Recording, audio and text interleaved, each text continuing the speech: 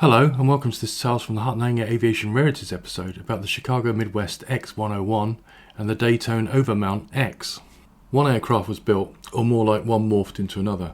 Very little has been published about it, and it's probably the least amount of material I've had to work with so far. So this will be very short and sweet, but its story is worth covering.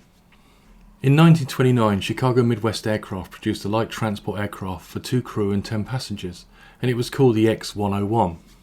The wing for the aircraft was purchased from Fokker American, and the X-101 had mixed materials in its construction. It was powered by 2 525 horsepower Wright R1750 Cyclone engines that were set high in a central position in tandem pushing and pulling. And the designer's logic was, having the engines high gives good airflow over the aircraft's control surfaces, and it was good for pilot visibility. On the ground it was safer for ground crews and passengers. With registration X3094, it flew successfully and went on to do 80 hours, but that was until it crashed, and I've no details about why it did.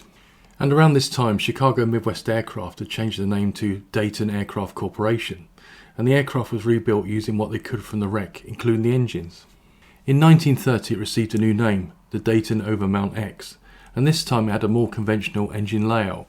And the only performance details I could find out about the Overmount X flying was it could take off in 68 metres, and that's probably carrying next to nothing. Finally in 1934 the aircraft was sold and converted into a sales stand at Lansing Airport in Michigan. And in this photo here it looks like it originally had a conventional glazed cockpit windscreen that makes it look very Fokkerish. I like the look of its slippery fuselage, and it was a shame it was not developed more, as it seemed to be a sound idea. Thanks for watching. Please do leave a comment, like, share or subscribe so you can be notified when the next one comes along. And TTFN.